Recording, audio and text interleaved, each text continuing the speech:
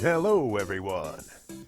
Welcome to your Golden Book adventure of Super Mario Brothers, adapted from the film by Justine Corman. Not so long ago, in a place known as Brooklyn, there lived a woman named Daisy. Daisy was an archaeologist, a person who studied the past by digging for remains that have long been buried. Daisy always wore a crystal pendant around her neck. She didn't know it, but she was really a princess from another world. Her pendant was the only thing that could bring the two worlds together. Meanwhile, in the other world, an evil man named Koopa was making plans. With him were Iggy and Spike, his loyal followers. Koopa knew all about Princess Daisy. "I want you guys to find the princess and bring her to me," said Koopa. "I need her crystal to unite our world with the Earth. Then I will rule both worlds. Get me the princess," he ordered. Back on Earth, Daisy discovered that the tunnel in which she had been digging was quickly filling up with water. She called in her two friends, Mario and Luigi Mario, the best plumbers in Brooklyn. In the tunnel, Daisy and the Mario brothers discovered they weren't alone. Iggy and Spike were there waiting. The evil pair grabbed Daisy and dragged her towards a gateway to the other world. "Let go of me!" Daisy yelled. Luigi and Mario watched in horror as Daisy disappeared through the gateway. Luigi tried to grab her, but he caught only the crystal hanging from her neck. "We must save Daisy!" cried Luigi. Luigi and Mario jumped through the gateway after Daisy. They found themselves in a strange-looking city that was covered with thick yellow fungus. Daisy was nowhere in sight. Just then, a woman named Big Bertha ran up to the Mario brothers. Bertha snatched Daisy's crystal from Luigi and rushed off. Meanwhile, Iggy and Spike brought Daisy to Koopa headquarters. Koopa's nasty girlfriend Lena was with him. "You nabbed the right girl," said Koopa, "but you lost a crystal. Where is it?"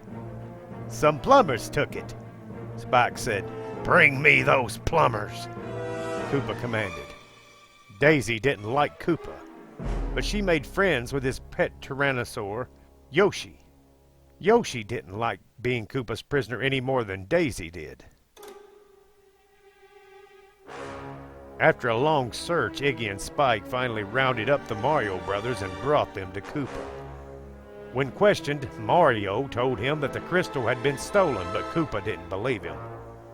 "Give me that crystal or I'll turn you into slime," Koopa warned.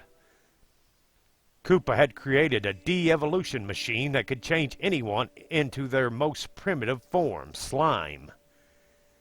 It had turned King Bowser, Daisy's father, into the fungus that now covered the city. The machine could also make people very intelligent, but Koopa didn't tell Mario that. "We're out of here," said the Mario brothers, starting to run. They knocked over Koopa and flew past his soldiers. Once outside the building, they jumped into a parked police car and sped away. "Which way should we go?" yelled Mario, clutching the wheel. "There's a tunnel up ahead," said Luigi. "Let's go through it." Mario and Luigi sped through the tunnel, but at the end of it was a 200-foot drop. "I can't stop!" Mario screamed as the police car shot out into the air. Down, down, down they fell. Just before they hit bottom, a strand of royal fungus that covered the city wrapped around their tires. The fungus slowed their fall, and soon they came to a gentle halt in the middle of a desert. Back at headquarters, Koopa was still fuming. "You numbskulls!" he screamed. "How could you let those plumbers escape?" "Sorry, boss," said Iggy and Spike, cringing. "We'll find them, we promise." But Koopa couldn't afford to let those two fail again, so he set the controls on his weird machine and made Iggy and Spike very smart. Iggy and Spike were now smart enough to find Mario and Luigi. They were even smart enough to avoid the tunnel and get to the desert by a safer route. But the two plumbers were still smarter. When Iggy and Spike arrived in the desert, they were immediately captured by Mario and Luigi. "They're the creeps who stole Daisy," Luigi said. But now Iggy and Spike were too smart to be evil. They offered to help rescue Daisy. "Maybe we can trade the crystal for Daisy," Luigi suggested. "Let's try and get it back from Big Bertha." The Mario brothers and Iggy and Spike set off to find Big Bertha. They found her dancing in a nightclub. Mario joined Bertha on the dance floor. "Hey Bertha, remember me?" Mario asked.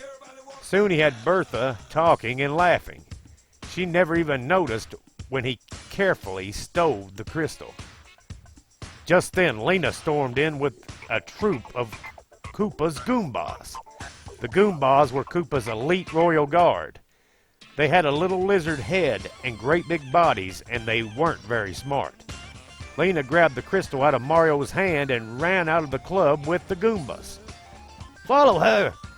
cried Luigi. "We need to get the crystal back so we can save Daisy!" Luigi, Mario, Iggy, and Spike ran out of the nightclub after Lena and the Goombas. They followed them through the slimy city streets until they came to a large meteorite. The huge rock had fallen from space long ago and now lay in front of the gateway to Earth. There they saw Koopa, and Daisy was with him. Lena put the crystal into the meteorite. A high-pitched hum filled the air. The human world and Koopa's world slowly began to merge. Daisy scrambled onto the meteorite and said, "We have to get that crystal out." "No way," said Koopa. "Now I can rule both worlds." Koopa and Mario fought. Mario grabbed a weapon from one of the Goombas. A special weapon which worked like Koopa's de-evolution machine. Could change anyone into slime. "See you later, alligator," Mario said as he pressed the button. Koopa melted into a puddle of slime. At last, his evil reign was over. But the two worlds had almost become one.